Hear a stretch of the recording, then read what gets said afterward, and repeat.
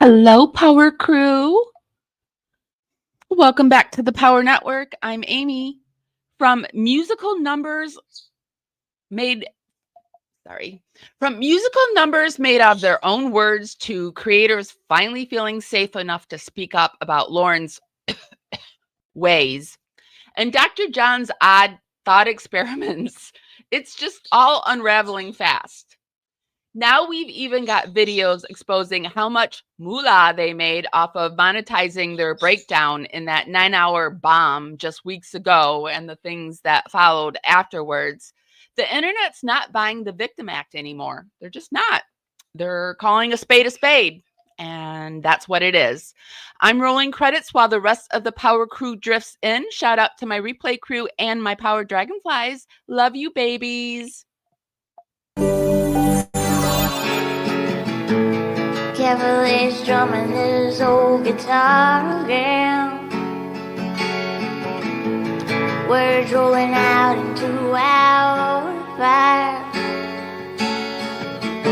If heaven had wings, I would steal them and fly away with you for a while.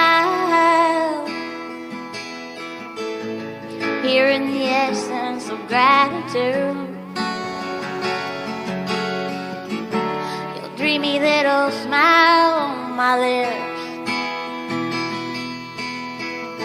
I miss my cue, but baby, I had you. Miss my cue, but I had you for that day. Here in the Here in the essence of gratitude, it is so good to be back here with my Power Crew. I hope everyone had a good weekend. Boy, I needed to take some time off and just sleep and rest. One of my autoimmunes is fibromyalgia, and I get really tired. So when fibromyalgia comes a-knocking, I must obey and sleep. So that's what I've been doing. But I thought we would do an early Sunday morning. I have been watching this case in my off time when I'm not sleeping.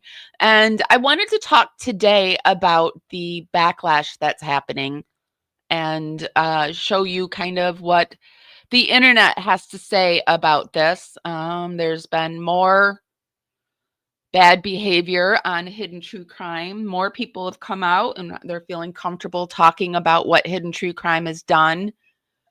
We're going to head over to the Ticky Tacky Streets and check them out first. And then we'll come back over to the YouTube and dive into a little Dr. John stuff.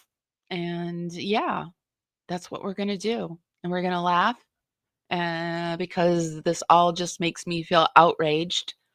And laughter is the way I deal with stuff. So if you feel like maybe giggling and laughing with me, you're in the right place.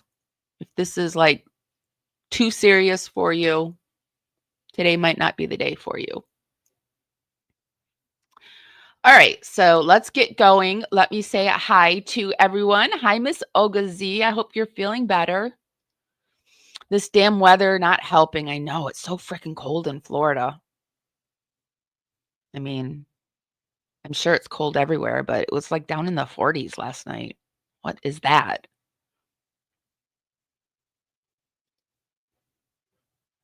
Good morning, Sarah Connor. It's good to see you. It's good to see everyone listening out in the ethers. Thank you for being here. If we could just do that love DNA that I like to do and just warm up your fingers and dance them right up to the hearts and thumbs up button. Leave me some of that DNA. We're coming to you today on Facebook, YouTube, and Twitch. So hi, y'all. Hi on the platform that you're watching me. If you could just give me that love on the platform you're at, helps us go out there.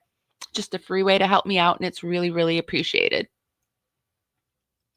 So we're going to start over on the TikTok streets. I want to start first with this person because in my comments, I had some comments, people asking me who she was, and you're very interested in hearing more from her. So I thought we would play a little bit of that. The name of the game is I put together stories by jumping around the internet. We won't always put, I consider myself like, I've always, when I did art, I was like a mixed media artist.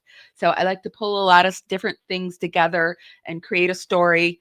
And we won't always watch everything in its entirety, or we won't read everything in its entirety. But what I do is put everything down in the YouTube show notes. We do this to cite our sources and for fair use. And if I get, sometimes you don't want my voice over it. I get that. Or you want to use it for your own content. You want to know where it came from. I get it.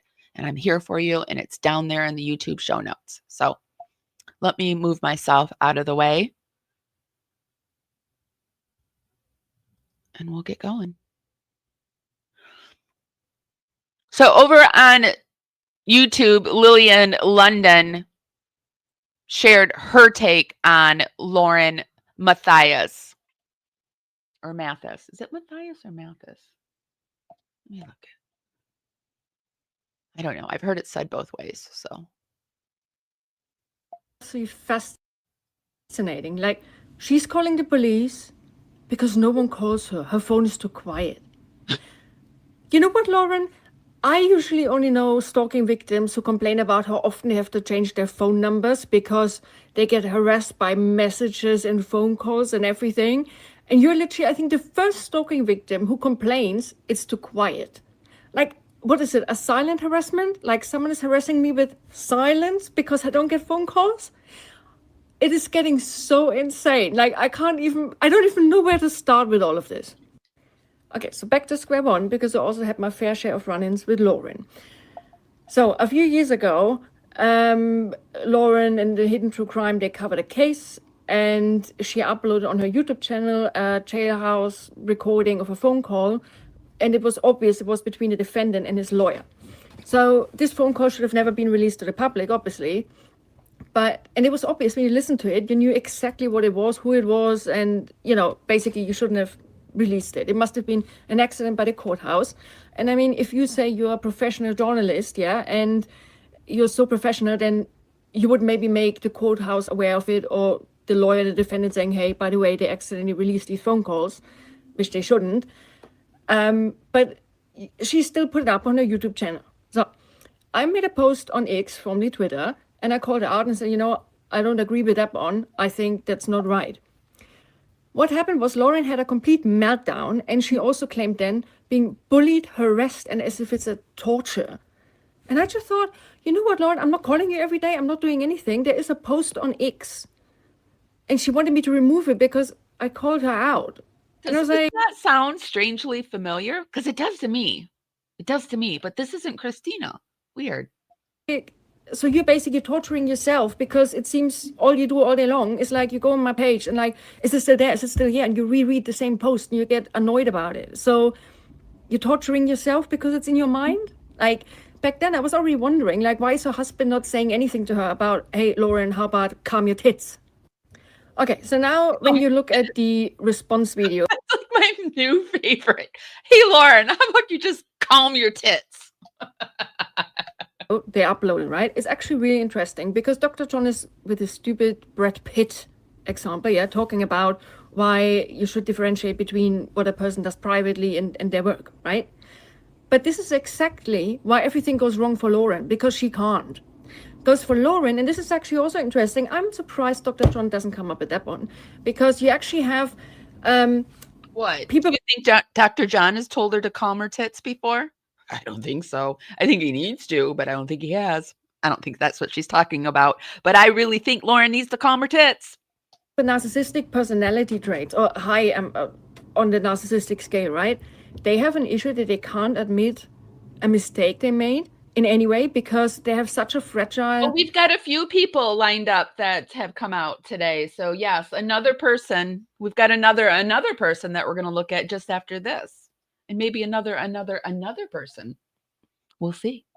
Ego and a fragile sense of self, that for them is basically like, oh my God, if I would now admit that I screwed up, then it means I am a bad person or something. And this is exactly what Lauren always says. I'm not a bad person. No, Lauren, but I mean, you can still just come forward and say, hey, look, I screwed up. What I did was really bad. But it's not what you do. And the whole time today in this video, they were just talking about, you admitted faults and stuff. No, she didn't. She was actually constantly just saying, I have no idea what I've did. Yeah. And that's why so many people does that, or she's big on the yeah, but. Yeah, but. She's got a yeah, but. come forward now and saying, let me tell you what you did. Because you do not take responsibility for anything. You still say, I haven't got a clue. And I also find it very interesting. Like, so yeah, she's basically talking about these text messages that will get released, but the smallest amount of time she's actually paying attention to what she wrote and maybe her behavior was screwed up. No, main part is, but it's much worse that someone would release them, which is like, listen, Lauren, as a professional journalist, I don't know, you can have some protected messaging services like Signal or something, you know. Just the example, it seems everyone has figured it out by now. It's 2025, right? But she doesn't. And the other thing is, it seems maybe she's trusting people a little bit too quickly and easily, because it seems she didn't even know these people that long and they had access to all of her accounts. I mean... And I think it's really strange that you just meet somebody. You guys, I'm telling you, if you just meet somebody and they start sharing information of another person in a negative way, I promise you, the minute you walk away, they're going to do the same to you. So just, you know, like kind of open your eyes and maybe steer clear of those people, because that's what I've learned in my experience. And this seems to be Lauren's MO. I'm not sure why she would do that. But anyways, it's quite interesting, because her main blame goes towards the person who is releasing my text message is much worse than what I am when I wrote all this shit about other people. So it's like, no, Lauren, maybe just don't write shit about other people. See, that's what I mean in her yeah buts. She's full of yeah buts, you know. Yeah, but they did this, but yeah, but I'm going to do this. Yeah, but they did this, but yeah, but I am justified because they did that. Lauren's full of that. In the first place, especially not when it's that horrific. And when you want us to focus on your work instead of what you do privately, well, this is actually your work. Because if you say, oh, you're standing up for victims and you actually trash talk victims, then yeah, it affects your work. This is your work. Or if you try to interfere with other podcasters, this is your work. So no, we get it right. You know, we don't talk about, I don't know, if you have a dispute with your neighbor at home, no one gives a shit about it. We focus on your work and on your reporting. Yeah, because it seems the way you report information is not honest and not professional or unbiased at all. That's why we are all focusing on it, yeah? And also pay attention to one really important thing. So if something goes wrong, such as, you know, the text messages might get released, it's definitely someone else's fault. Yeah, it's because the other person shouldn't have screenshotted it and they shouldn't release it. It's much worse. And they bring it out of context, right? It's much worse when other people do it to me. It's not bad when I do it because I'm just doing work and I'm reporting and, you know, I make mistakes. I'm only a human being. I'm only one human being. But when you do it to me, it's stalking. It's the other person's fault. But her success is completely just based on her own hard work, yeah? She considers herself an expert in the Daybell case. Really? Okay, so let me ask you a question. What have you actually done? You didn't fly with a plane to Hawaii and confront those two and ask where the children were. No, you didn't. You went to a courthouse. And then you sat there in the courtroom, and then you went outside and you said, by the way, that's what we've heard today. Brilliant. That's what shitloads of other people did too. And you know what? The planet wouldn't have stopped rotating if you wouldn't have been there, right? How did you fight for the victims? Like, you weren't the prosecutor, Lauren. You were sitting there on a fucking chair taking notes. What really did she actually do for the Daybells and the Vallows and that family? Like, really, what did she do? I mean, we're going to look at what they did for her monetization wise and how and I'm all for making your bank, right? You know, like, get ahead, do what you need to do. But I don't know, when you try to play the victim and you're not the victim and you're actually the perpetrator and it comes back to bite you, don't be mad when people are like, finally, right? Finally. That's it. Like, you didn't break something in a case or anything. You didn't find a fucking missing person. Like, nothing. Okay? No one gives a shit, Lauren.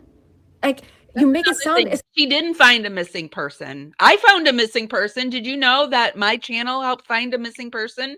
Like, we have that under our belt, and the person that we worked with, the other channel that we worked with, they found 3 more missing people.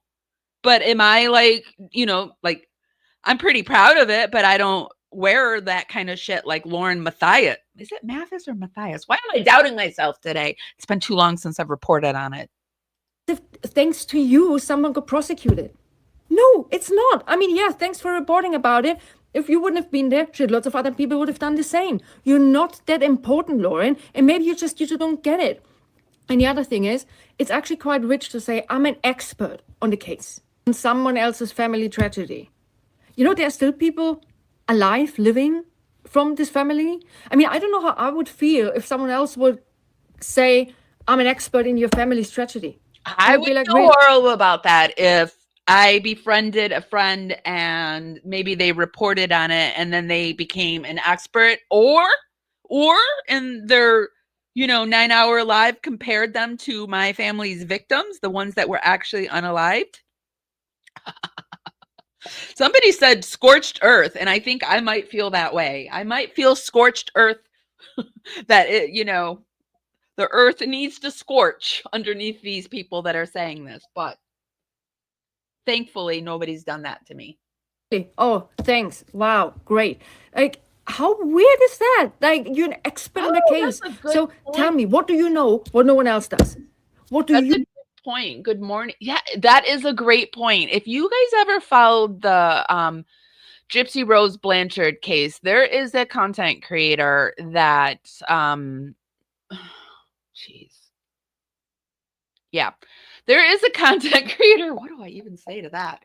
There is a content creator that feels, well, like I said this before, in every case that happens, there's content creators that feel like they own the case. Like, it's theirs to own, like much like Lauren Matthias feels she owns the case, the Daybell case. There was a content creator and she was unhinged. She's unhinged, is unhinged, does do good work from time to time, but totally negates it by her behaviors.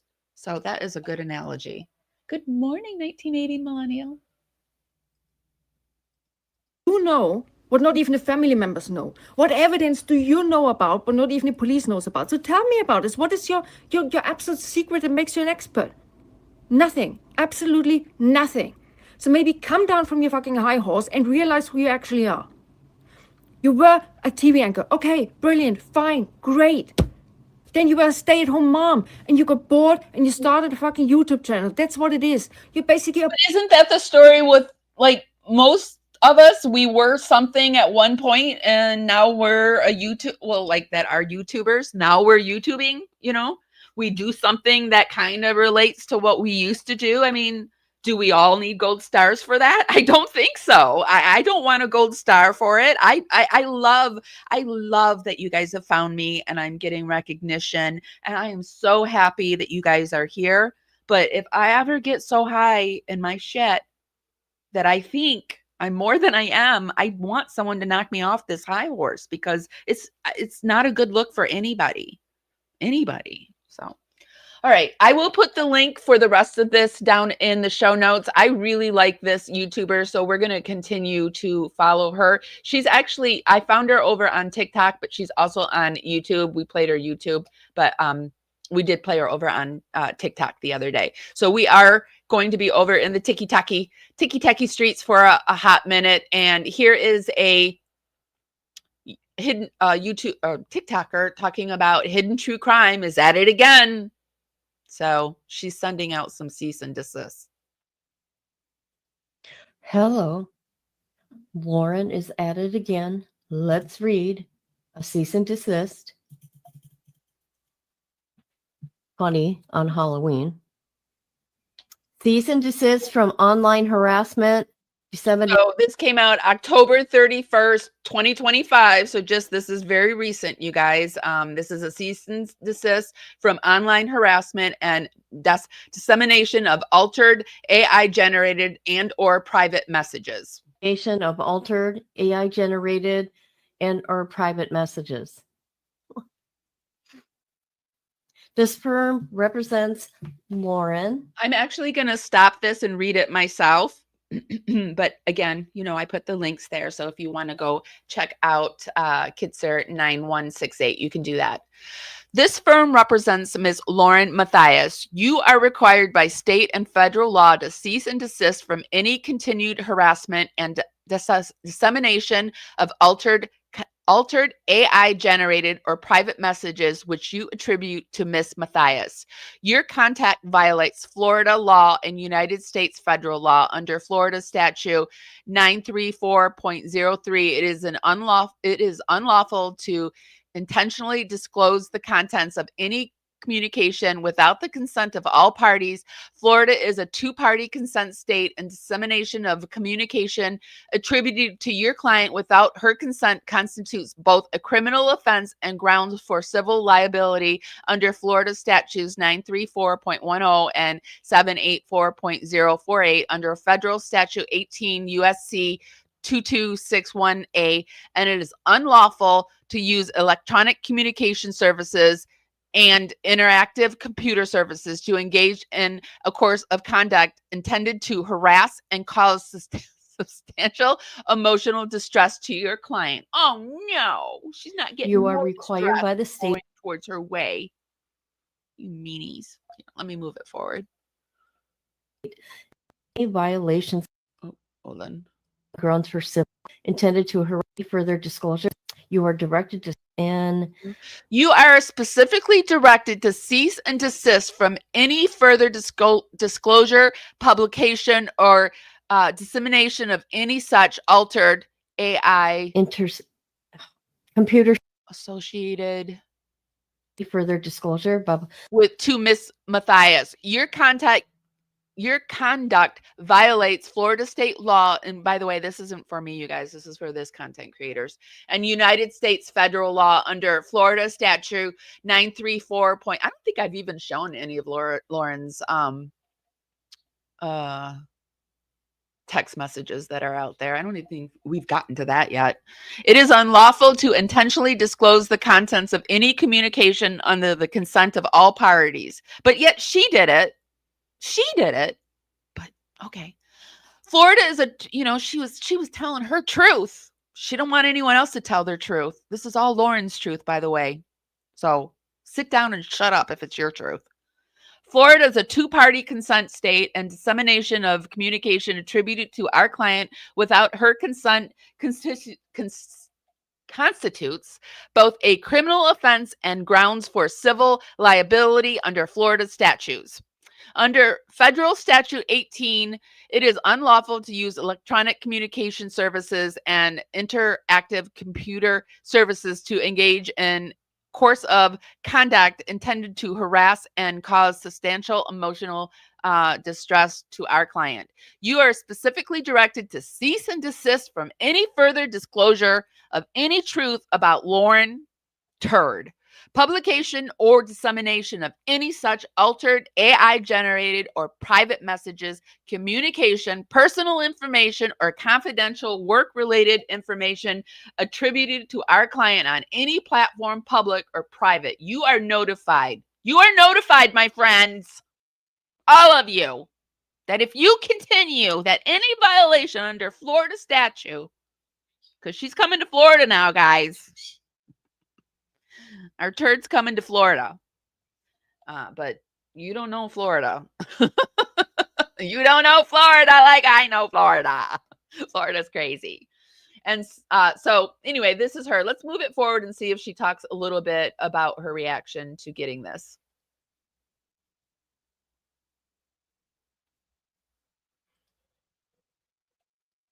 Hold on. I might be there. She does start talking about it. Hold on, babies. We got a slow internet right now. Let me refresh it. Also got weird energy today. Hello. I might be throwing it off. And you are required by the state. You are directed to cease and desist. Let me move it forward. Pursued should any violations continue. Okay, this is what I want to say. Okay. This is stupid. If anybody has anything, I'll be more than happy to discuss it on my channel. Okay, here we go. There's another one. I think maybe it's just hold on. There's another paper. God, you guys, I'm just not with it today. It's okay, honey. I'm in a lot of Get it pain. out. I don't know if anybody knows I was in a car accident a Oh, while back, and I had 4 neck fusions, and oh my God, I'm telling you, people, the pain is unbelievable. I had back surgery, And I don't go to no pain it's clinic. horrible. Don't do that.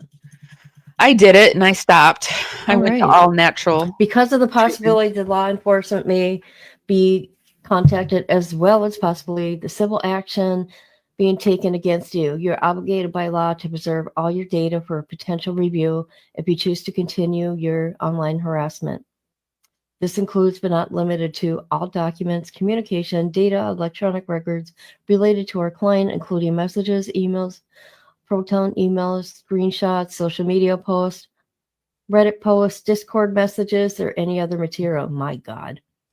All devices and accounts used to access, store, disseminate information about our client, as well as any videos or images stored on devices. Metadata and account info for all social media accounts used to post about the client.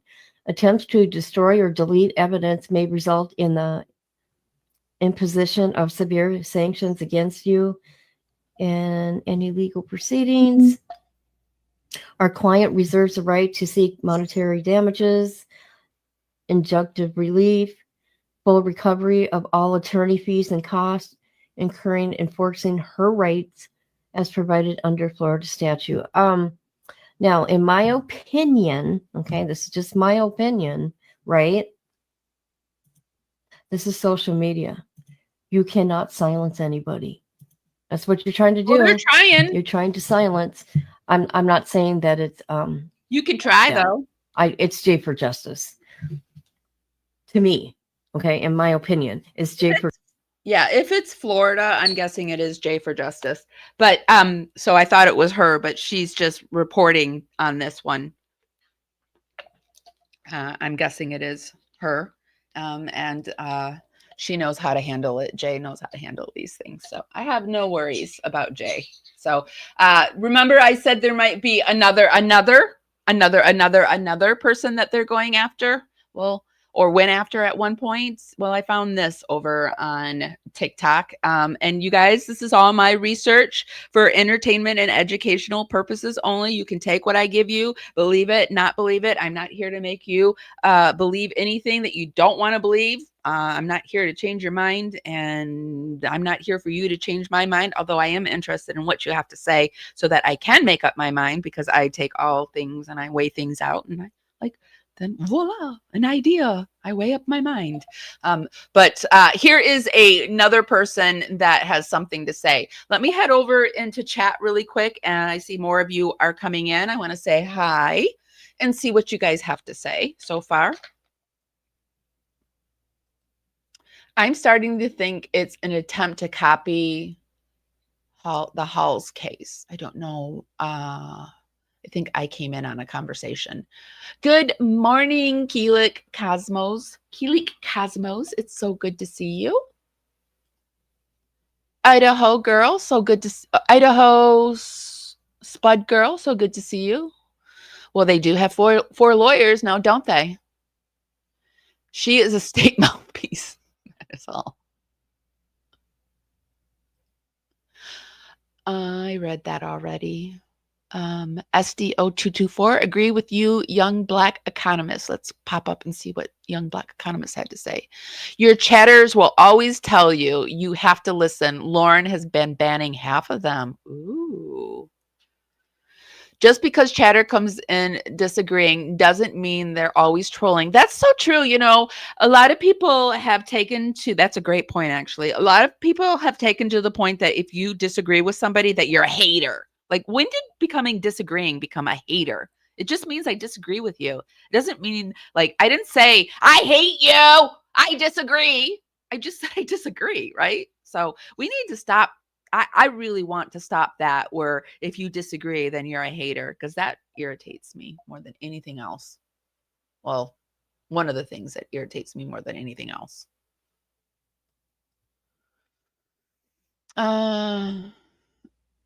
young economist, you must be in there spouting the facts. Let's see. Steph Hammond says, being in and from true crime community, yes, yes, and yes. Yes. Yes. Okay, so this is another person that is speaking out, saying that Lauren Matthias may not have treated them well.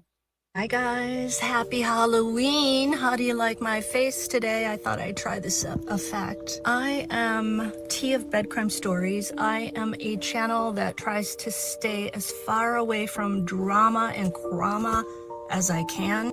However, I feel the need to speak out a little bit because I have had personal experiences with both Lauren Matthias of Hidden True Crime and Lori Hellis. Now, I can't talk about the stalking. This music, I don't like when people put music on in the background. Is anyone else like that? Like, even take out the copyright issues, the music annoys me. Sorry, Bed Crime Stories. I'm just bitching. Side of this whole thing, I don't know. It sounds horrible. It was horrible for Lauren, I'm sure. You know, you don't want people talking smack about you. You don't want people bringing out emails or texts that you wrote that maybe weren't so kind. I met Lauren Matthias at Lori Vallow's trial for Charles Vallow's murder. I went up to Lauren when I saw she was free just to say hi and introduce myself. And we had a great little chat. Both of our brothers were in hospice at the time. Both of those brothers have since passed away, sadly. She seemed really sweet, really genuine. I liked her. The next day, when I saw her later inside the courtroom, I turned around and I caught her eye as she was sitting in the back row. She glared at me. There was no warmth, there was no recognition of having met me, and it actually took me by surprise because it was such a cold stare. Dare I say, kind of a mean glare. And I thought to myself, what happened? What did I do? It really upset me and I ruminated on it a lot. I couldn't imagine why she would suddenly be looking at me like that. I'm going to stop this right here, and I hope the story goes where she reapproaches her. I hope this isn't just something where she thought she was glared at. And basically making it seem like she'd never spoken to me. But no big deal. I'm a big girl. I can put my big girl panties on and move past. I also met Lori Hellis via email. She was living in Arizona at the time, and we had talked about getting together for coffee. We never did that, but we had very pleasant exchanges. So I have nothing bad to say about Lori Hellis. When I heard about all of this stuff going down, and when I heard what happened to Lori Hellis with her manuscript and her book, that's when my ears perked up. Also, when I heard about the mean emails, text messages, whatever, dissing on other creators, that's when my ears perked up. I know for a fact that Lauren Matthias was not supposed to get a copy of Lori's book. The publisher never meant to send one to Hidden True Crime. Lauren got that book by asking for it from Nate Eaton, I believe, or Nate Eaton offering to send it to her. Either way, she got the book. But that's what Lori is telling us, because Lori said on one of her lives that she had this conversation with Nate. So I think we can put that to bed, that's how it happened. She wasn't supposed to have it. Not all media get copies of those things. And listen, then when I don't care if she gave it out to one person or 50,000 or 10,000 or whatever. She gave it out to too many people, because I just think about, like, one day I want to write a book and I retire. I work all my life. I retire. I go off somewhere and I write a book, and somebody who's supposed to be my friend starts giving it out, like steals my moment. Like, I think that's like the most disgusting thing a friend can do, is to try to steal another friend's thunder, because you don't think your time's going to come for the thunder. Is that what you're worried about? Because I don't get it. I don't get slamming down on another friend's thunder. Well, I get it now, because she interrupted Dr. John. I mean, you never interrupt Dr. John. So I get it. If I'm them. But I don't get it if you're anybody else. Heard that Lauren sent it to her, quote, fact checker, and I don't know who else. I thought that is very inappropriate, very unprofessional. It's not her business to be sending somebody else's transcript or manuscript, to their own personal fact checker. The publisher, the editors, they are the ones who will fact check the work. To me, that is an extremely mean girl move. Then when I heard that she did indeed bombard the publisher with phone calls and what I believe was disparaging comments about Lori Hellis possibly plagiarizing her Lauren, that to me was meddling with somebody else's business, life. And Lori was willing to tell us exactly. We know she did something similar to Gigi, but Gigi just didn't want to go into it. But she said in her words that she tried to take down her channel.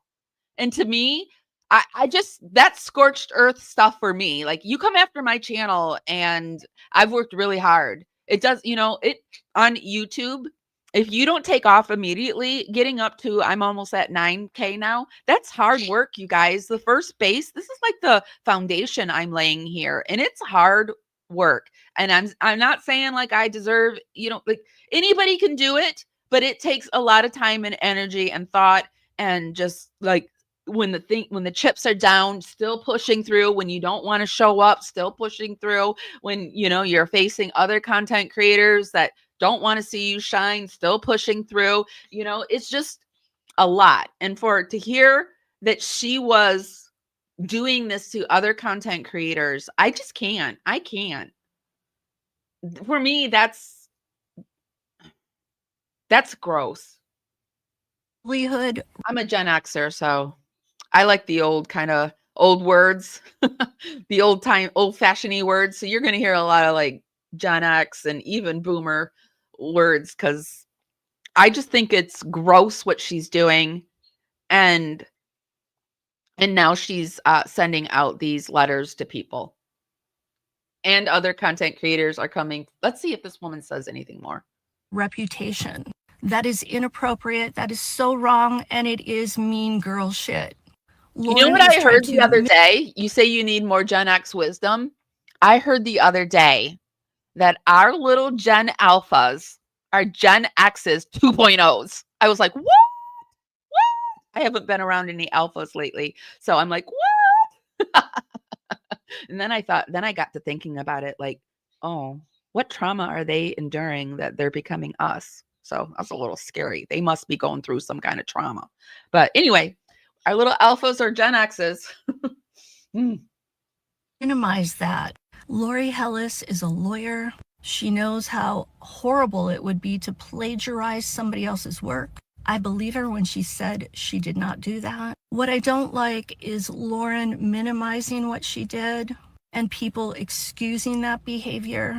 Lauren is a grown woman. She knows better. She fancies herself a journalist. Therefore, she knows what is appropriate and inappropriate behavior.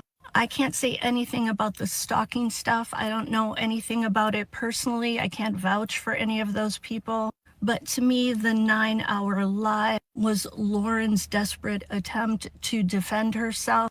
The channel means a lot to her, more than a lot, but I can't condone truly mean girl behavior. I didn't like her Jekyll and Hyde personality. Ooh. Another thing happened at that trial. Now that is actually a good point. She is a Dr. Jekyll and Hyde, isn't she? While I was on the phone with my brother's hospice nurse, I saw Nancy Jo Hancock come out of the courtroom, and she was walking with Lauren. I wanted to interview Nancy Jo. I'd written down my contact information on a piece of paper, and unfortunately, I had to run up to Nancy Jo because she was leaving. I was on the phone, so I couldn't speak to her. I passed her this note. She looked at me kind of funny. I don't blame her. It did look weird. Then she said something. She looked at the note. She looked at Lauren. Lauren turned around and looked in my direction. I think she said something. I'm not sure. but Nancy Jo never contacted me. Now, it could be that Nancy Jo just didn't want to talk to another true crime creator. But now hearing about the mean girl stuff that Lauren has done behind other creators' backs, I am wondering, did she say something negative? And is that why Nancy Jo didn't contact me? I mean, it's perfectly possible. Let's see how many, I just want to see how many. Okay, she's at 3,710 subscribers. I will say this, and I can't prove it or anything else, but yeah, trust your gut. But I will say this, I hear her say some negative things about content creators that are smaller, like smaller. And like I just said, over on YouTube, it's not easy getting past 1,000 and then continuing to grow. So I don't know. I can't say for sure how I feel about that one, but it does sound kind of right up her MO. What do you guys think? I want to keep going, and I thought we would go over to some Everyday with Jay. She put out this great video about Dr. John's masterclass on projection, featuring his own meltdown. I'm kind of partial to the meltdown he had when he was about to say his best answer ever, and somebody interrupted. By the way, I've got a little June bug with me. I've been trying to get him occupied in something, and he just won't do it today. You're just not going to go take a shower. You're just not going to go play. You're just not going to go eat your treats today, are you? You want to just scream into the mic. Well, good thing they liked your sweet little voice. Can you say hi?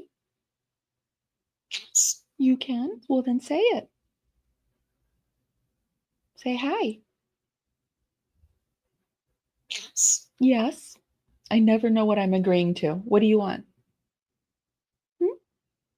Do you want my mommy turn shower on? Yes. Okay. I'm going to start this and maybe he'll go take a shower. You want to say goodbye? Say I love you. I love you. Yes. Yeah, he wants the shower turned on. Okay, so we're going to start this off. Yeah, I know you want to take a shower. We're going to do this, and I'm going to get this playing, and I'm going to turn the shower on and see if he will go take a nap. A CP. I know you're tired, aren't you? You woke up at 4 o'clock because I woke up at 4 o'clock. You giving kissies? He's kissing the microphone. I'm going to come back on camera this week. I needed a rest and a break. And so I'll be back up on camera this week. You are a chicken butt. From your experience, how many in a psychology-related field suffer from you spot it, you got it? I think, in other words, she's meaning projection.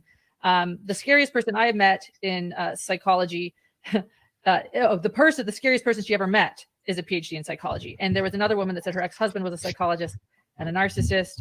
It's a familiar story. You know, the firefighter that's an arsonist, the anti-gay preacher who ends up himself being gay. I mean, yeah. Right. So let's go to psychology.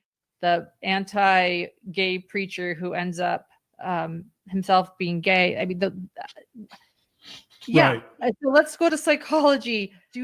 What is the you spot it, you got it syndrome in psychology? How many would you say suffer from this type of thing? I think psychology, although most people think of psychologists as having special insights into people, psychology is like any other field. It's like the legal field or any field with professionals, that there's a huge variance in people's skill sets and self-knowledge and abilities. And so it wouldn't be unusual that psychologists would have some narcissistic traits or psychopathic traits, and they might use. I remember in college, my first psychology, well, do I tell these stories? I don't know if I should tell these stories because I'm not like saying their names or anything, but the first professor I ever had in psychology, she was having an affair with somebody I lived in a house with, and her husband was out there having an affairs with other students. And these were professors, you guys. These were professors. And these were, college level professors. that have to have their masters and whatnot. And but I do remember my professor saying to me that if you want to get into psychology, because when I first started out, I started out with communications as my major, because the minute you get into college, you're like, claim your major. And so I did communications. And then I decided that psychology, so it was psychology was my major and communication was my minor. And then like 2 years in, I discovered that I really like working sociology, the study of people. I like relationships and, you know, just the study of people and their interactions. So I flipped it on its edge, and sociology became my major. Psych was my minor, with a heavy emphasis on communication and women's studies. But this teacher told me that if you want to get into psychology, you really have to know yourself. You really have to be able to evaluate and look at yourself. And I've just come to that realization all these years later. I've finally started using everything I've learned on myself, because it's so easy to look at another person and say, you've got this, this, and this, and this, and this. But to turn that inward on yourself, that's another level of growth that I don't think these people have.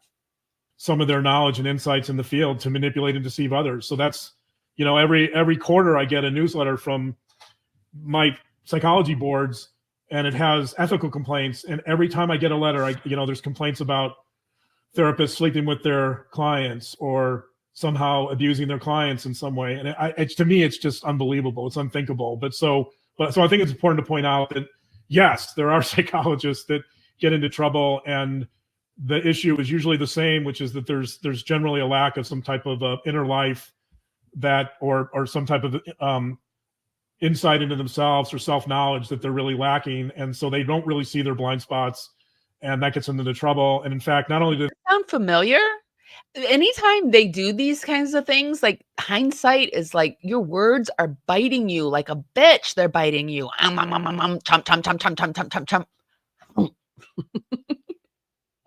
not see their blind spots, but they will go to extensive lengths to use what they know about people to deceive them and to manipulate them and use them. And so that's in some ways even worse, which is, by the way, why there's very severe penalties for psychologists or therapists to engage in sexual relationships with their clients. It's a very, very severe, it's a very, very severe behavior with really traumatic repercussions. And so, yes, I don't know if I answered the question, but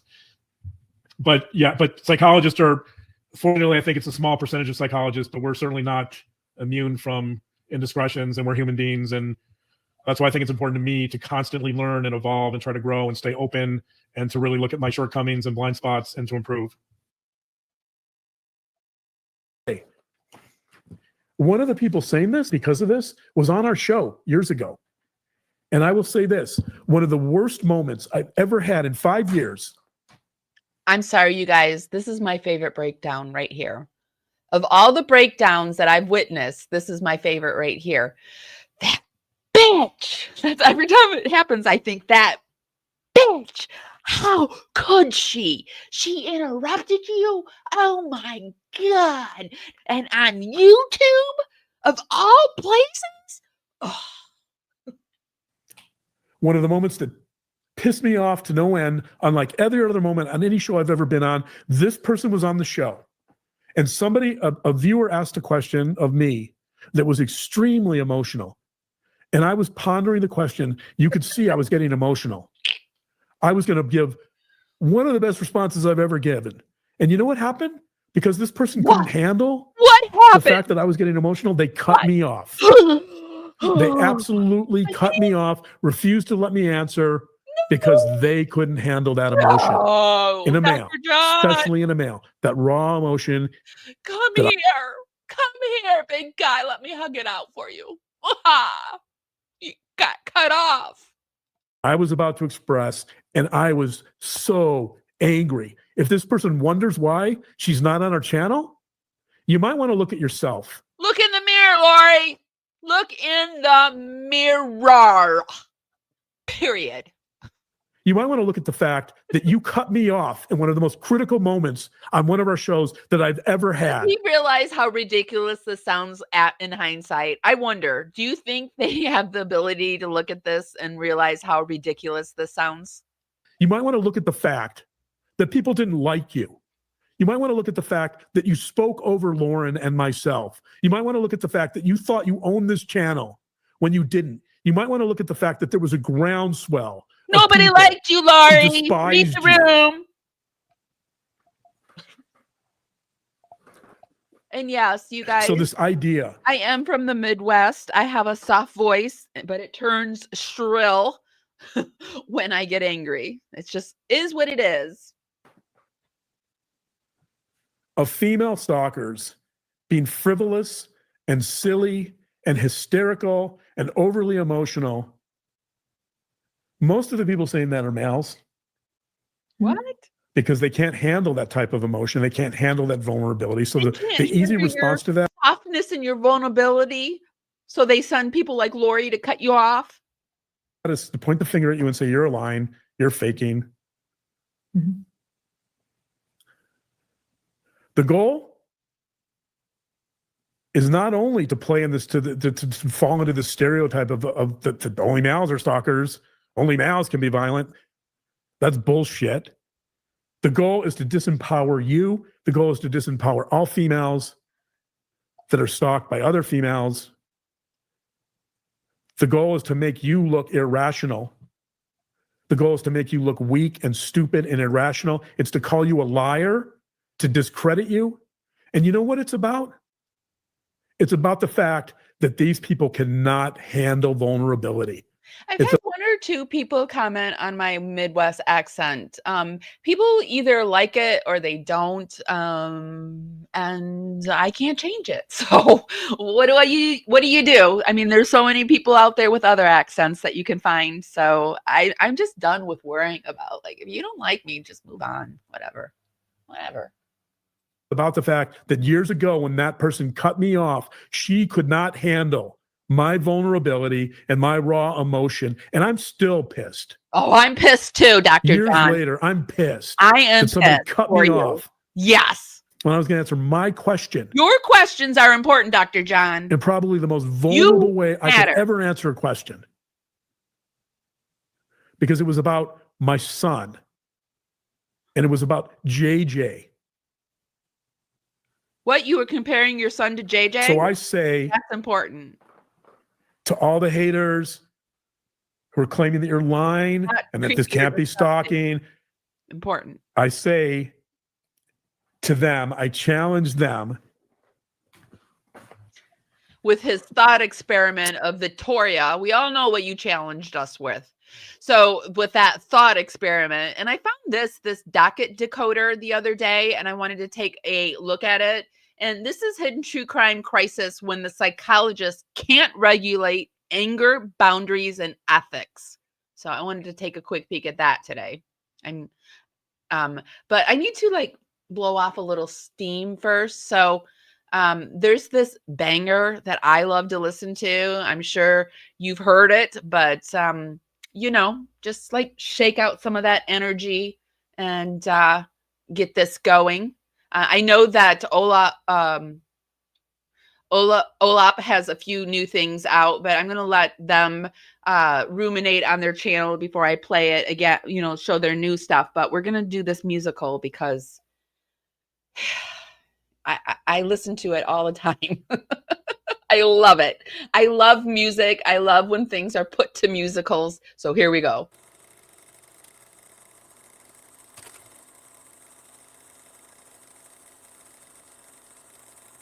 Hey, everyone. I've never been more nervous for a life in my entire life. And I've done a lot of lives. And this is not a lie or a show that I ever wanted to do or ever thought I would have to do. And this has been ongoing for months, what I have been dealing with. This is not drama. Hidden True Crime doesn't get involved in drama. We stay very clear from that, and those of you that know us know that. So I hope that nobody calls this drama ever again. In fact, it's so real what has been going on with my family and with me for months that I decided to go to where I felt would protect me, and that was the courts and legal. And I filed a civil stalking injunction. Somehow someone decided to let let Wa and Quine know about my civil stalking injunction. Wa and Quine decided that they deserve to have cameras in the courtroom while I am explaining what my family has been going through for months. That Wa and Quine, I don't know, is it a slow true crime month? They thought that my family's pain should be live streamed on their trial channel. I am a limited public figure. I'm just a mom who has a YouTube channel. I'm not Johnny Depp, I'm not Amber Heard, I'm not Gwyneth Paltrow. I am a mother trying to protect my family, and I am a journalist who has never ever in my life heard of anyone streaming of civil stalking injunction. Because of what Wa and Quine did, I had to dismiss my civil stalking injunction. And I find it disgusting that anyone would want to do that to me or my family. I wanted to keep this private. I wanted to keep my pain and the bullying and the abuse and the harassment and the defamation and the pain that I have been dealing with behind the scenes for months. I wanted to keep it private, not live stream to millions of people watching War and Quine. I'm gonna take back my narrative, and I'm gonna own my narrative, and I'm gonna tell you everything. Tonight, we're gonna go through every filing. We're gonna go through a lot. My hand has been forced. I am very uncomfortable sitting here. Do you wanna know wrath of a mother? I am a limited public figure. I'm just a mom who has a YouTube channel. I'm not Johnny Depp. I'm not Amber Heard. I'm not Gwyneth Paltrow. I am a mother trying to protect my family, and I am a journalist who has never ever in my life heard of anyone streaming up civil stalking injunction. Do you want to know wrath of a mother? Here I am. But you always watch one Quine. Can we just call her Warren? Warren. Instead of Lauren. Warren. Warren. One Quine. I have a suggestion too for oops, that's my meditation music.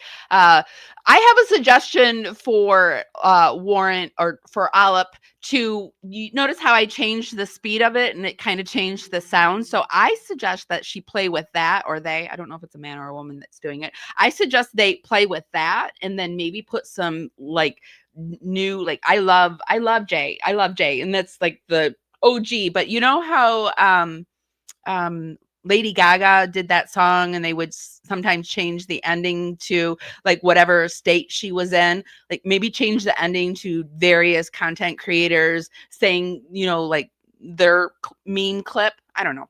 That's just a thought. What do you guys think? I'm a person full of ideas.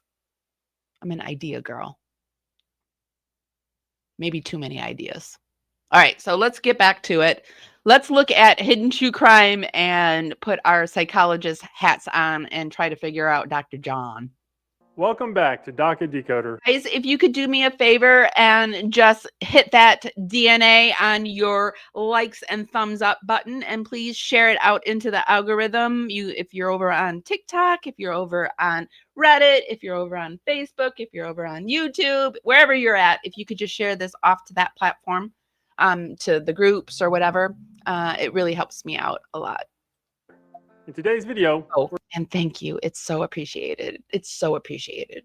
We're going to continue taking a deeper look at the ethics situation regarding Dr. John and Hidden True Crime's recent video they put out as a response to, well, the public's reaction to their 9-hour live video and all the drama that's unfolding currently with Lauren Matthias and the Hidden True Crime community.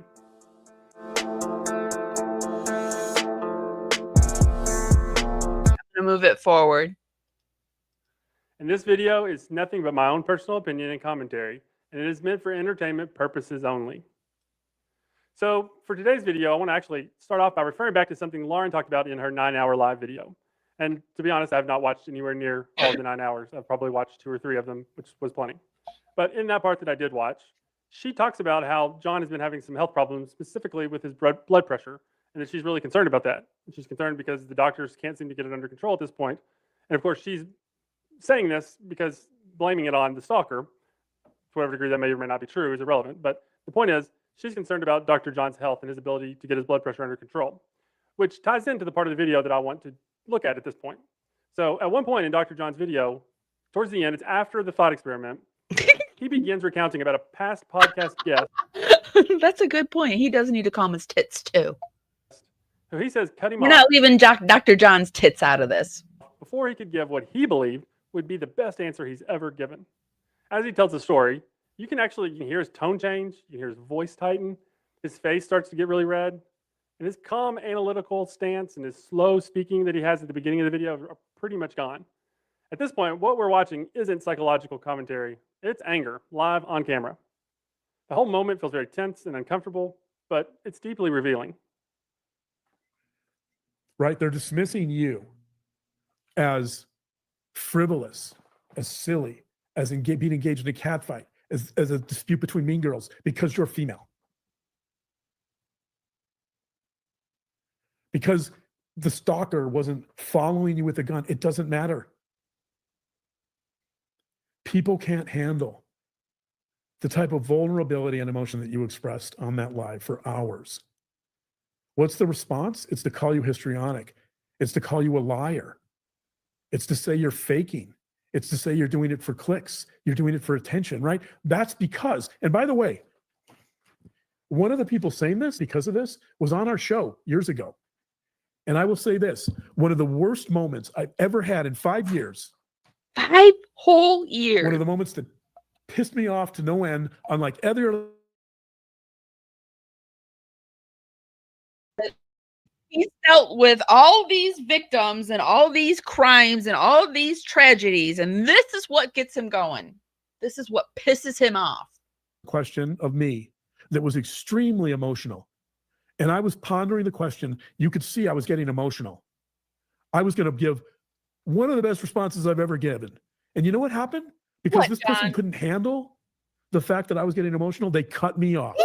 No. They absolutely cut me off, refused to let me answer because they couldn't handle I know that the emotion. glass throw is in a classic. male, especially in a male, that raw emotion that I was about to express. And I was so angry. If this person wonders why she's not on our channel, you might want to look at yourself.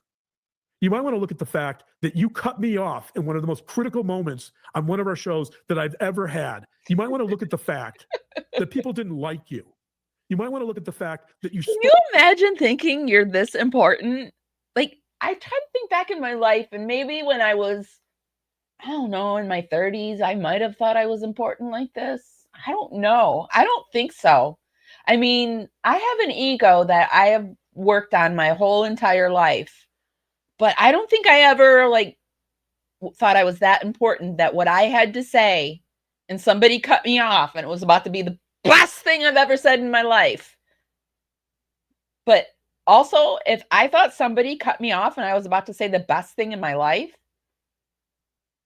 what would that have been? Like, he thinks the best thing he said in his life was going to be an analogy with his son and JJ. That's creepy. Spoke over Lauren and myself. You might want to look at the fact that you thought you owned this channel when you didn't. You might want to look at the fact that I there was get a mad about that groundswell too. of people who despised you.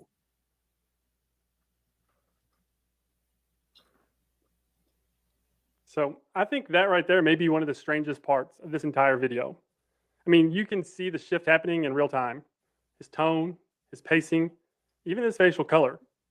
What started as commentary has turned into something deeply personal. He's no longer analyzing, he's venting. He's angry, he's humiliated, and he's clearly still carrying that anger years later. I mean, And we all get by angry. the way, I am so happy that we've got some little bit of male energy weighing in on this because it's important. It's important to have that, like that little balance. And this is a little bit of male energy noticing that Dr. John needs to calm his tits. Angry, that's human. But this moment isn't just about emotion. It's about a licensed psychologist publicly losing control while acting under the authority of that license. When Dr. John says, "I was so angry," and then starts listing everything this former guest supposedly did wrong, we're not watching professional commentary. What we're actually watching is called countertransference. That's the very thing that therapists are trained to recognize and regulate. In therapy terms, this is basically what happens when personal emotion floods professional function. It's a psychological version of a short circuit. I want to quickly remind everyone what it says in the APA Code of Ethics, Standard 2.06. So 2.06, personal problems and conflicts. A, psychologists refrain from initiating an activity when they know or should know that there is a substantial likelihood that their personal problems will prevent them from performing their work-related activities in a competent manner. And B, when psychologists become aware of personal problems that may interfere with their performing work-related duties adequately, they take appropriate measures, such as obtaining professional consultation or assistance, and determine whether they should limit, suspend, or terminate their work-related duties. Now, here's why this matters ethically. The APA Code of Ethics, Standard 2.06, specifically warns psychologists to monitor their own physical and emotional health and to refrain from professional activity when those conditions might impair their competence. That doesn't mean psychologists can't feel things, because they are human. That means you're too close to the situation, John. You're not a Dr. John in this. You're just John, and you're too close to the fucking situation. What it does mean is that when emotion takes the wheel, professional judgment should take a step back. When a psychologist broadcasts unfiltered anger at a real person to an audience of hundreds of thousands, they're no longer modeling clinical composure. They're modeling emotional volatility. And that directly undermines the public's confidence in this profession. And this goes right back to the dual role problem. Dr. John isn't just an emotional husband here. He's the channel's resident psychologist. He's chosen to frame everything through that lens. So when he explodes like this, the two identities merge. He's a wounded man and a professional expert. And the result is a version of psychology that looks a lot more like a personal rant with credentials attached. And that's not just uncomfortable, it's ethically dangerous because viewers can't separate the person from the profession once he's blurred that line himself. So this idea of female stalkers being frivolous and silly and hysterical and overly emotional, most of the people saying that are males. Because they can't handle that type of emotion. They can't handle that vulnerability. So the easy response. This is actually really the first male that is there any other male I've seen that's weighed in on this? Let me think. Do you guys know of any other males that are weighing in on this? I can't think of any. To that is to point the finger at you and say, you're lying, you're faking. I mean, I'm sure okay, anyway, let's go on. The goal is not only to play in this, to fall into the stereotype of only males are stalkers, only males can be violent. That's bullshit. The goal is to disempower you. The goal is to disempower all females that are stalked by other females. The goal is to make you look irrational. The goal is to make you look weak and stupid and irrational. It's to call you a liar, to discredit you. But isn't this the goal that they're doing to Christina? It's just so ironic that everything they say is what they're doing. It's wild. And you know what it's about? Pay no attention to the wizard behind the curtain. That's how I feel. It's about the fact that these people cannot handle vulnerability. No, it's about the fact that years ago when that person cut me off, she could not handle my vulnerability and my raw emotion. And I'm still pissed. I'm pissed for you, John. Years later, I'm pissed. I'm walking somebody around cut me off later pissed for you. when I was going to answer my question. John. In probably the most vulnerable way I could ever answer a question. What is because it was about thinking? Why are you letting him do this? And it was Gather him up. JJ. Wow. So we can see in that clip that just a few minutes later in the video, he comes back to it. He comes back to the same story, the same emotion, the same resentment. But this time, he's tying it directly to the current feud. He says, the goal is to make you look weak and stupid and irrational. I'm still pissed years later. At that point, the clip stopped being about his old wounds. It became an emotional bridge between a past grievance and the present conflict. In this, he's not processing his anger. He's actually weaponizing it. What's striking is that he's a psychologist, but he doesn't recall the moment with reflection. He recalls it with resentment, his tone, his posture, his pacing. Make it clear that emotionally, he's still there. For a psychologist, that distinction matters. Healthy self-reflection can turn old pain into insight, but unresolved countertransference turns old pain into fuel. So when he says, "I'm still pissed years later," he's kind of revealing a total lack of emotional closure. That's exactly the kind of unresolved material that clinicians are supposed to be trained to monitor before entering any public or professional space. So let's refer back to standard 2.06 about personal problems and conflicts. And that doesn't just talk about physical illness. It explicitly covers emotional conditions that could impair your judgment. It says psychologists must refrain from initiating an activity when personal problems are likely to prevent them from performing their work-related activities in a competent manner. Now, And nobody. maybe it says somewhere in there that you don't adopt crime victims. Maybe you don't say you're going to become their father, too. I'm talking about Colby Ryan. He's saying that a psychologist can't ever be angry. They are human. But when anger dominates a professional presentation, and when that presentation directly involves real people being publicly discussed, that's not just catharsis. That's impaired objectivity. And that's exactly the scenario that Standard 2.06 was written to prevent. There's also a vulnerability paradox on display here.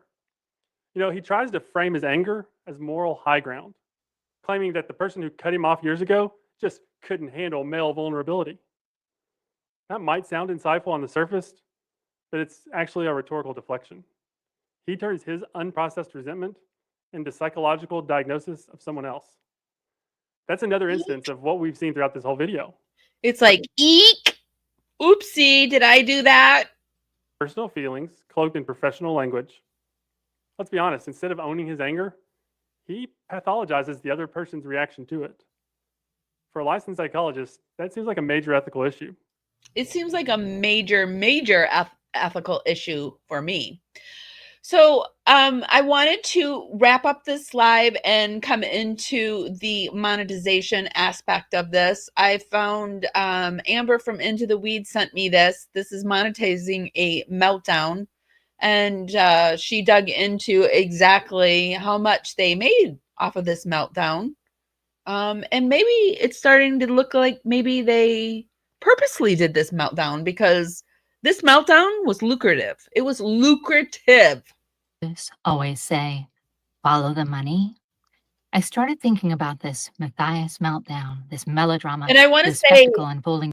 As a side note, they seem to be very upset about channels like mine and other channels getting some kind of success over reporting actual what's happening out here on the YouTube crime streets. I don't understand why you would be upset on us reporting when you brought it to us to report it. This is what you wanted.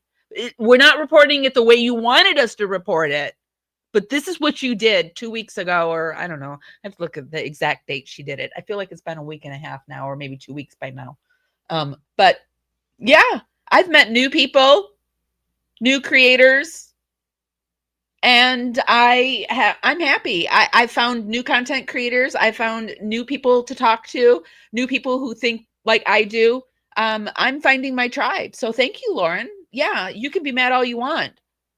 But people who have been stepped upon and pushed down upon and are tired of these kind of behaviors, this is the only way these kind of behaviors stop. If we don't talk about it, then it doesn't stop. And it just continues. Now, there is a fine line where I will have to choose where I will stop because I'm not going to venture into beating a dead horse or harassment, but we're just getting started, my friend. This is just the new story on the streets, and you brought it to us, and you monetized it. You monetized it. So you're mad at me for monetizing and getting some kind of success, but it's okay for you. No, friend. That's not how it works anymore. It is not how it works. Hey guys, before we go into this final stretch, if we could just maybe talk about, I have this new merch line with Dreamland Arts, and I would like to show you a little bit about it. I went over on TikTok and I wanted to have some merch, but I just I didn't know how to do it. So I reached out to an artist friend of mine, and she created some merch for me. And this is what we came up with together. We have t-shirts, sweatshirts, mugs, hats. It has our logo on it. I can't wait to get that little hat. I want to wear that hat and that hat too. I'm a hat girl and a sweatshirt. It's getting cold in Florida. So my Dragonflies are the Power Networks. That's our membership program, the Power Dragonflies. And they get a 10% discount right now. And also, if you order up to $75, you'll get free shipping. So let me get that link really quick for you guys if you want to follow it over there and check it out. I was thinking about doing a sale of the week, like maybe doing discounts on sweatshirts one week, hats the next. I don't know. What do you guys think about that? I'm just trying to do new things for you guys. Here is the link to the store.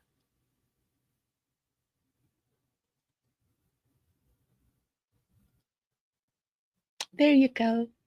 And I might do some t-shirts for Lauren. I'm going to talk to the some of my favorite HTC HTC moments. I might put up on a t-shirt because I love a good t-shirt with a message. I will wear a t-shirt with a message till the cows come home because I'm a Gen Xer, and I'm a Gen Xer who announces they're a Gen Xer. So there's the site too, if you want to check it out. That shows. We did get requests for larger sizes. So for the larger individuals, I think the pink ones go up to 5X.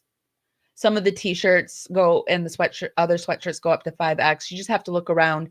I like to play this game called Power Brain, and I just made a new Power Brain trivia.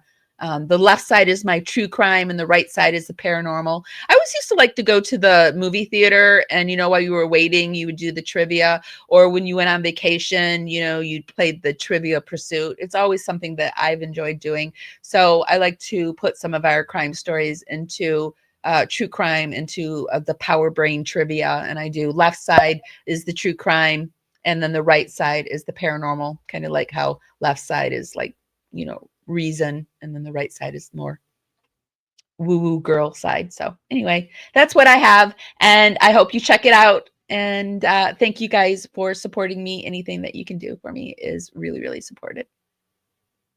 All right, let's get back over and see what our friend has monetized. Speaking of monetization, buy some of mine. People will say that you're over here monetizing yourself. Yes, I'm a YouTuber, and that's what I'm doing. That's what YouTubers do. And I would say normally, get it, girl. Get all the monetization that you can. But I don't say get it, girl. Monetization off of your trauma. And after that, we're going to pop into Radiant Brit is one of my favorite channels, and she has a TikToker thing that she did about 3 years ago, talking about family vloggers and monetizing and meltdowns. And we'll talk about like how people are monetizing off of these type of behaviors. Like it's okay for thee, but not me, right? Like, don't pay attention to Lauren behind the wizard behind the curtain. No, don't do that. It's all you. We used to have this game, my friend and I, we used to she would start telling me a story in college. I think this is a little millennial kind of humor too, because I kind of dip into the millennial. I really like the making fun of oneself or making fun of others and like laughing at it. So she would start telling me a story, and I'd be like, whoa. Enough about you. What about me? And then I would start telling her a crazy story, and she'd be like, whoa. Enough about you. What about me? I think it was our way of dealing with people that are like that. And we think we know, I think you all know people like that. And I think Lauren Matthias is a person like that. So let's get into, I also want to look at this too, this hidden true crime, The Price of Half Truth. It's been out long enough. It's been out for a few days. and they've been working on that, and it's really funny the things that they do. We'll end the show up with something funny. So here we go, monetization. Before us as those super chats rolled in, and so my investigation into hidden true crime. I didn't notice this. Thank you so much. Hey, it's Lissy for your $19.99 sticker. Thank you for holding this space today, and you are so welcome. Thank you for being here with me in this space. Crime's financial empire started there. I have a complicated relationship with money. I think a lot of people who have been in a relationship where money was a form of control can end up having complex feelings. I agree. So anybody who tries to say that I'm somehow just envious of Hidden True Crime's income, relax. I don't care, not like that. I love to see people succeed. I love it more when they use part of their income to make a meaningful difference toward an underserved cause. I really agree with that. And I've said that since this channel started, first we started with the baby elephant that got hit by a train, and we supported her by buying her bottles. And now we support Rocky Kanaka's Sitting with Dogs. I feel like everybody needs to just find what they need to, they want to support. And when you put goodness out there, I don't have very much money. I really don't. And what I'm supporting now is so minimal, but I do what I can do. And if you can't do that, even that, because I get it. I'm at that point where I don't even have $1 to spare. I really don't. I don't have $1 to spare. But what I do is, like, I will watch somebody's channel with one of my spare accounts that allows ads to play, because on my other one, it skips the ads. So I will watch a channel and I'll let it play through and I'll watch their ads, right? Or I'll share it out somewhere, or I'll even just play their video, right? Whatever you can do to add goodness out into the world, I say do it.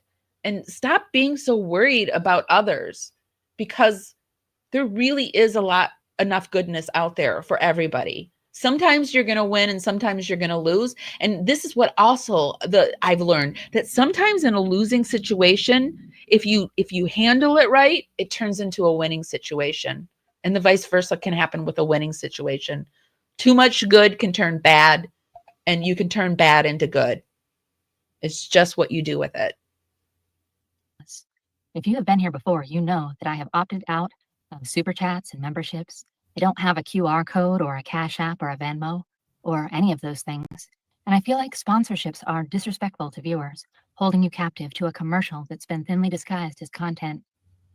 I don't judge people who do. It's just not the path for me. It would be crowded if we were all on the same path, wouldn't it? So I'm pretty removed from understanding how YouTube money works, which makes me a good candidate for the task ahead. My quest started with the basics. How much did that 9-hour and 9-minute mega meltdown yield? As of October 24th, the video had been live for 8 days. The channel had 321,000 subscribers and had accumulated 405,000 views. I counted up the supers. And when I saw this, I said, I hope someone does this. And so I'm really happy that this channel did it. The channel is Dream Fed Media. So adjusted for foreign currency. I put them in a spreadsheet and let the machine do the math. YouTube takes a 30% cut of their additional earning programs, so I subtracted that. Net income from live supers, $664.53. Next, I counted the supers received after the stream, which I didn't even know was a thing. There were fewer of these, so I was able to take screenshots. I adjusted for foreign currency and subtracted YouTube's 30% cut. Income from post-live supers, $446.49. So far, we're up to $1,111.02. A strong start. I had to turn to Grok for the AdSense insight. It gave me a little tutorial about how to calculate the AdSense myself, which I'd be happy to make a video about if you're interested.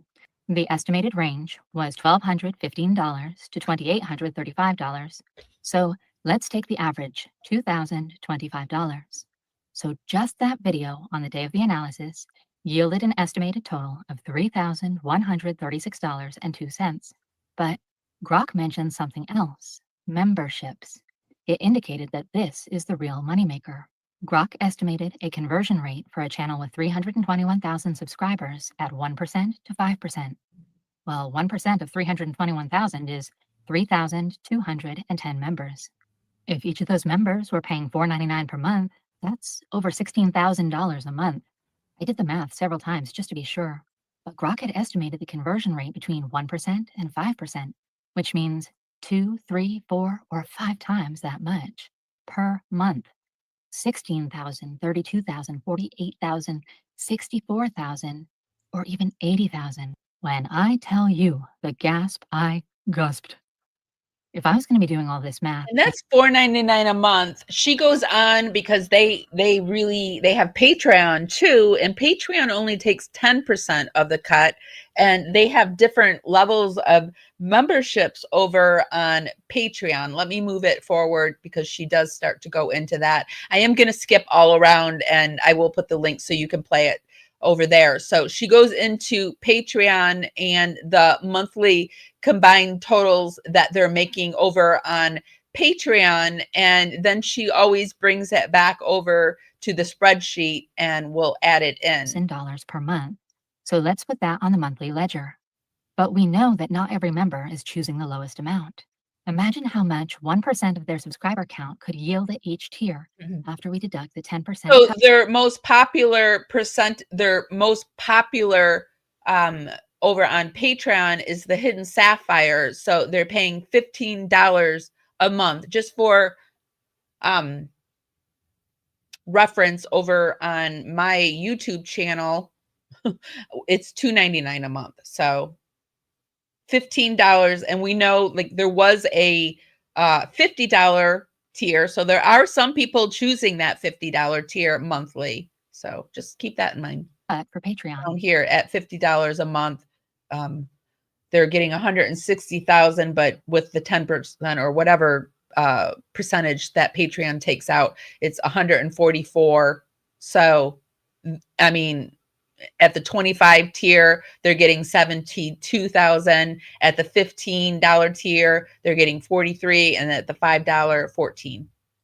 And I'm rounding. I round, so I'm rounding. I'm not trying to be exact, you guys. It's monthly. Holy cats, right? Can you imagine annually? If the only revenue stream that they had was Patreon, and they only had 1% of their subscribers at the top tier, they would still be earning nearly $2 million per year net. As it stands, with my estimate of 3% of the subscribers having a $5 membership on YouTube and 3% of the subscribers having the most popular $15 plan on Patreon, they're still netting $1,964,520 per year from memberships. Let's update the annual ledger. So that covers 2 revenue streams, but 3 remain: sponsorships, merch, and AdSense. Sponsorships. Ugh, you know what I'm talking about. The VPN companies and the HelloFresh meal prep type companies are the most insidious. With hidden true crimes, sky-high retention, and a fan base that hangs on every twist. So they also do sponsorships? I didn't even know they did that too. Okay, so their sponsorships, she's putting at sponsor per video. Let's move it forward. I just want to pop around. So she's got the sponsorships, and then she goes over to the ad. Merchandise was probably a wash. I assume that the value was probably six-figure ATM. Again, back to the ledger. Let's split the difference and estimate $20,000 per month, bringing their net monthly income subtotal. Okay. So she's putting the sponsors and the ad reads at $20,000 a month. So now the spreadsheet is growing to $183,710, and their net annual income to $2,204,520. Next up, $1 million, you guys. Merch. We're in the millions now, my friends. Predicted merchandise was probably. If you wonder why people are getting cease and desist, this is why. They don't want their empire to crumble, yet they are handling this in the worst way they possibly can. I say get a PR agent or something, because you guys are not handling this well.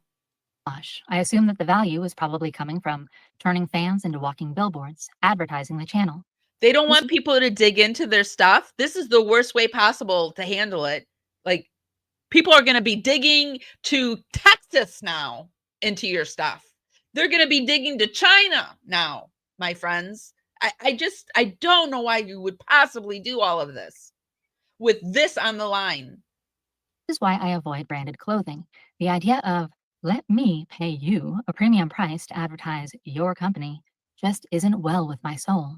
But to my surprise, Grok indicates that merch can be a steady and substantial source of revenue for a channel. So they've got some merch that they do, and she talks about the merch that they do, and then she goes back to the spreadsheet. So let's go to the spreadsheet. It's a way to deepen that fan connection. These are some of the things that they have on their, they have little sayings that they put up on their t-shirts. So what should we pencil in for merch revenue? What's a conservative estimate? Let's average the range provided of net revenue after costs, $4,800 per month, which is $57,600 per year. Finally, YouTube AdSense. Detectives, it is time to dust for AdSense prints, that passive cash that flows while hidden true crime unravels those culty cases. With 321,000 subs, high retention, and a fan base that hangs on nearly every word that Dr. John says, this isn't your average CPM. Let's run the numbers like a forensic accountant. Step 1, the views. High engagement channels like this turn 25 to 40% of subscribers into regular viewers. That's 80,000 to 128,000 views per video. With 4 to 6 uploads a month, it translates to 320,000 to 768,000 monthly views. Step 2, the RPM magic. True crime is considered premium real estate. Long-form videos, loyal 25 to 44-year-old US and UK, Australian and Canadian fans, and viewers watching over half the runtime. These trigger $6 to $12 RPM, revenue per mil. Mil means thousand, after YouTube takes its 45% cut. Creators keep 55%, which they may not even realize because YouTube presents it as if the revenue is the full amount. The number that you're going to see on the screen is the number that shows up in the bank account. Step 3, the math. Hidden True Crime's AdSense range is about $2,000 to $9,200 monthly, converting to a range of $24,000 to $110,000 a year. Most likely, their AdSense is landing between $4,000 and $7,000 per month, or $48,000 to $84,000 annually. It may not look like it, but this is pretty juicy for AdSense revenue. This is due to the following factors. Retention equals more ads. 50% plus watch time unlocks 4 to 6 mid-rolls per video. Next, demographics gold. True crime fans equal higher income binge-watching adults, so advertisers pay 2 to 3 times more. Basically, those 25 to 44-year-old true crime fans are advertiser catnip. Then seasonality. October, True Crime Month, spikes RPM 20 to 30%. Finally, playlists and rewatches. You hear that? October, it spiked, and she put it out in October. Interesting. Fans re-binge old cases, and extra watch time equals extra cash. Now, a closer look. End screens, cards, and playlists keep viewers looping. One 40-minute deep dive can serve up 6 ads. Bottom line, AdSense is the steady heartbeat, not the headline, but $4,000 to $7,000 in average monthly revenue keeps the lights on, while memberships, sponsorships, and merch steal the show. Back to our ledgers. If we average the range, we get $5,500 monthly and $66,000 per year. AdSense was the one that I felt least confident about, so I turned to some online insight. Social Blade is a website that tracks some social media metrics somewhat reliably. Emphasis. I feel like Social Blade is like 20%, 20 to 30% off just by looking, when I look at it with mine. This on the somewhat. Basically, I wanted to check their math against my own. The annual range they estimated was between 7,800 and 125,000.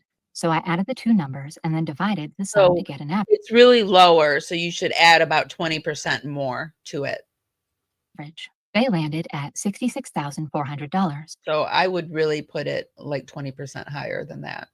Which was only $400 more than my calculation of $66,000. I think that's a good sign. So let's take one last look at the monthly potential before we look at the annual. Remember, these are low to average conservative estimates, and all the fees have already been subtracted. Sure, there are income taxes, but there are also a metric ton of tax deductions. Travel, hotel, meals, internet, phones, equipment, website hosting, home office, offsetting a portion of the mortgage and utility bills, even Grayson's salary. And hopefully she has good insurance with that whole dental situation. For our purposes, we're just looking at the raw. You must have insurance with that whole dental situation to be able to put off your dentist like that. Income after the platform takes its cut. After we add up the net revenue from YouTube memberships, Patreon memberships, sponsorships, merch, and AdSense, our estimated monthly total is $194,010. Okay. When we review the estimated annual total, we get $2,328,120. Okay. And that is a conservative. Conservative. Why on earth would these people be messing with that? Greed is what comes to my mind. Greed and the need for drama or something, because that's insane. If you're pulling in that amount of money and you think you're being bullied, you think this is your best course of action. You got somebody over on YouTube with less than 1,000, not even. I'm told that, like, when I looked at her page, Christina's page, it was at 800. I know it's well over 1,000 now, but when it was happening, it was like 300 people seeing it. What is wrong with you, lady?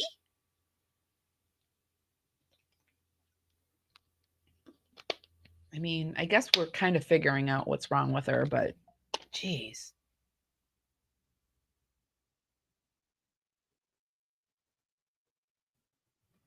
So let's wrap this up today. I thought this would be a fun way. Mocking Media does a really good job with using their own words and making up ridiculous YouTube videos, which I'm sure they probably have gotten a cease and desist. But this is brilliant. This is Dr. John's Meltdown and the Price of Half-Truths. Peter is going around a little bit. So I want you all to see that Peter is right here beside me. Are you okay, Peter? I'm fine. Thanks for letting me out of my cage in the garage so that I could be here with you. That's enough. He thinks he's so funny, doesn't he? He thought he was so funny. Thank you for letting me out and eat. We can tell you're eating, sir. We know you're eating. So anyway, we're back with another stream where I have more to say. Now, don't worry. It won't be 9 hours like the last one. Holy shit, I hope not. I only have about 8 to 10 minutes left in me. I hope you don't plan on talking about everything again. You're damn straight. I'm going to talk about everything. Damn it. If I'm done being interrupted, I have a lot to talk about. And when I say I mean you, Peter. Why do I have to talk?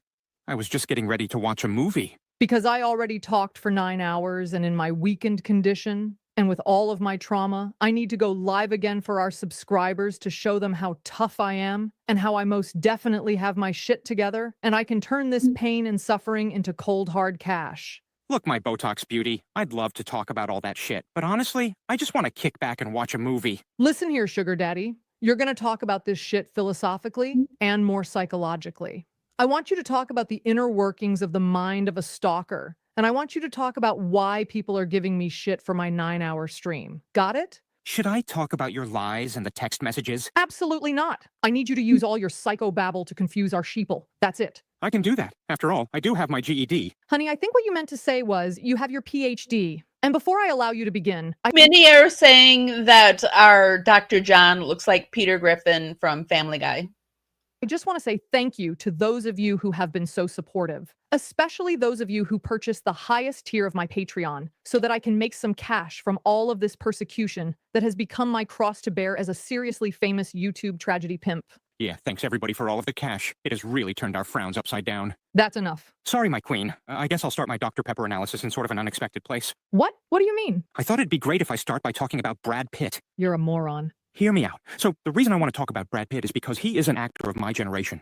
God, you're old. Look, I followed him very closely and I appreciate him. I've watched him mature, develop, and grow. Sort of like your cheekbones. What did you just say? I said he's my inspiration. You're such a fangirl. It's honestly disturbing. Kind of like you dropping that suit so that it couldn't be filmed and your bullshit would have been exposed to your subscribers. Excuse me? What in the flippity-doo-dah did you just say to me? You heard me. Now shut your mouth and let me talk about Brad Pitt. Look, Peter, I brought you here to use ethical persuasion techniques on my sheeple.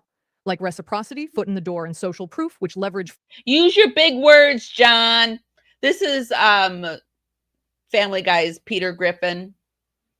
And this is our Dr. John. Both have IMDb pages, by the way. Dr. John. Peter Griffin. Dr. John. Peter Griffin. That's who it is. Let me find our way back. Fundamental human desires and behaviors. That's it. Screw that, babe. We need these idiots and their money. I'm going to use a little something called paltering on all of them. What in the hell is paltering? Well, it's the active use of truthful statements to convey a misleading impression.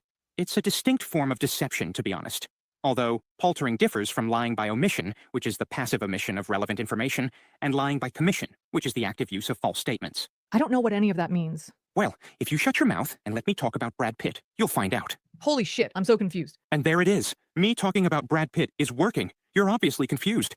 Now, imagine how everyone else will feel listening to me on this nonsense. Good God, you're right. Damn, I love you. Keep talking, babe. I want you to confuse all these simple chuckle fucks with your big words and stories of Brad Pitt. So listen, I first fell in love with Brad Pitt when he played JD in the film Thelma and Louise. He's just like you, my love. He was a charming drifter who was romantically involved with Thelma just before he stole all of her life savings. How in the hell does this help me? And how am I like JD? Are you serious? You're JD, and that would make me Thelma. Try to keep up, dear. I don't quite understand the reference. Okay, look, how about when Brad Pitt played Louis in Interview with a Vampire? What about it? Well, he was a blood-sucking vampire who fed off of the innocent. I mean, he tried really hard to be nice, but at the end of the day, he could only gain off of the loss of others. Are you suggesting that I'm a vampire just like who Brad Pitt played in that movie? Goodness gracious, no. I'm saying you're like Claudia, the little girl vampire who was forever young, even though she was old as shit, and who of course fed off of the innocent and kept saying, I want some more. You're on thin ice, mister. None of your Brad Pitt references are helping my case. Well, what about when Brad Pitt was in that movie, Meet Joe Black? I'm afraid to ask, but what about it? Well, you see, in Meet Joe Black, Brad Pitt started off as a nice guy, then he got hit by a friggin' car, and boom, he turned into the devil. How in the hell am I like Brad Pitt in this one? Well, you're more like Drew, I guess. After all, Drew was doing some sneaky shit behind the scenes to Mr. Parrish, and then Brad Pitt set his ass up on speakerphone where the entire board of directors heard Drew's true evil intentions. I guess some people don't like when their true selves are exposed. You're about this far from sleeping on the couch tonight. Look, I've never done this shit before. I'm trying. Try harder. What about when Brad Pitt was in that one movie called Snatch? Now, just how in the hell am I like him in that movie? You're nothing like him in that one. I just wanted to say, Snatch. I swear, you're like dealing with a child. Wait a second, I got it. You're like Brad Pitt in Fight Club. Let me guess. I'm like Marla Singer, and I drift from support group to get attention for myself on issues that I don't really have. Shit. I never thought of that one. I was going to say that you were like Edward Norton in that one. And just how am I like Edward Norton in Fight Club? Remember the part where Edward Norton beats the shit out of himself in his boss's office? Watch it. It's kind of like you pretending to get hurt by a stalker, yet nobody but you really saw what happened. I'm seriously regretting having you up here to gaslight the gullible people that watch us. You suck at this psychobabble damage control. What about when Brad Pitt was in the movie Seven? You know, I can actually see this one. I would be like Morgan Freeman out there on the streets and solving crimes. Actually, I was thinking that you're more like 5 out of the 7 deadly sins. Pride, greed, lust, envy, and at this very moment with your newest court filing, you're displaying wrath. Unbelievable. And here's a little fun fact for you. Brad Pitt was in Deadpool Part 2. No, he wasn't. Yes, he was. He played the Vanisher. Did he help Deadpool fight crime and bring justice to the criminals? No, he was invisible, and after the movie, nobody remembered him. And how in the hell does that relate to me? Listen, Pumpkin, I just lay out the pieces. It's up to you to put it all together. None of this is helping me. Let me ask you this. Did you know that Brad Pitt was in a TV series called Tales from the Crypt? No, but I'm sure that you're going to tell me all about it. He played a character named Billy in Season 4, Episode 9. And just how does this episode relate to me? Well, hold on a second. My nose itches. Jesus Christ. Look, I'm a wife. I'm a mom. I'm human. When my nose itches, I scratch it. Now, how am I like Brad Pitt in that Tales from the Crypt episode? Well, now that I've seen your hands, I'd say that you look more like the Crypt Keeper himself. Aren't you supposed to be intelligent? That joke was pretty lowbrow coming from you. Well, actually, I was afraid to make a highbrow joke. Now, why on earth would you be afraid to make a highbrow joke? Have you looked in a mirror? If those brows get any higher, I'll have to name them Snoop Dogg and Dr. Dre. Okay, so it goes on. This is just a clip of it. It goes on. I will put the link down there for you guys, and you can go check it out. Let me come over into chat and see what you guys are saying.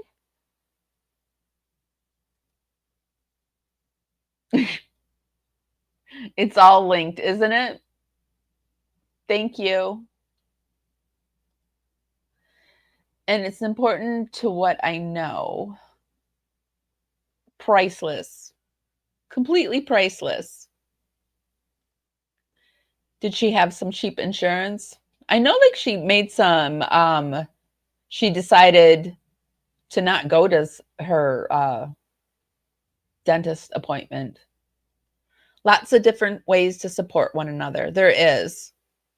I don't ever want anyone to feel like you're not welcome here if you can't support me monetarily, because just you being here is actually supporting me monetarily. I need you to realize that. And for every YouTuber, that if you just show up for them, if that's all you can do, that's enough.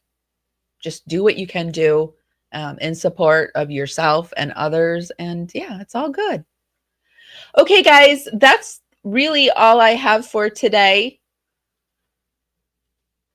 Yep, that's all I have. So I'm going to head out.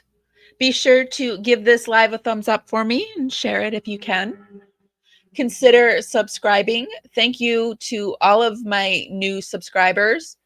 Thank you to all of my new dragonflies. We've got quite a few new dragonflies. I'm working on something just for the new dragonflies. So if you have anything you want me to do for, I'm trying to think of ideas to do for my dragonflies too. So if you have any good ideas, like if there's anybody over in one of the content creators, they're doing something really new and you love it, you know, let me know. And I'll see what I can do.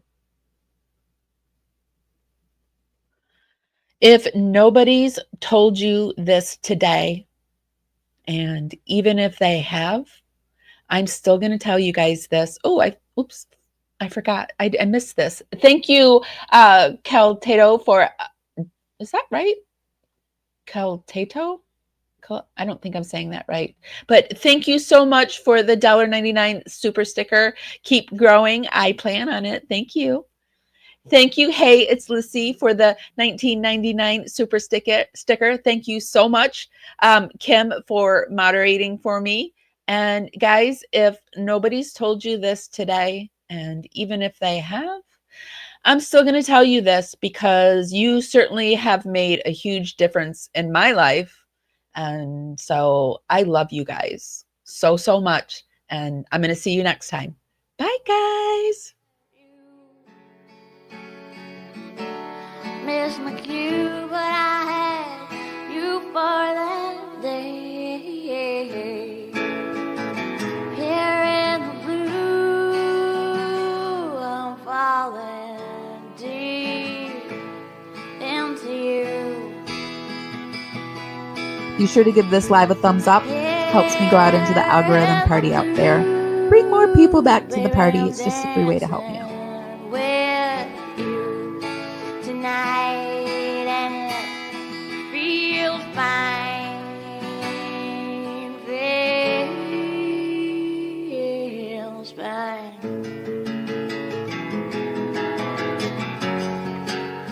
Baby, I'm dancing with you tonight. Here in the blue, I'm dancing and falling out, hoping for some time with you.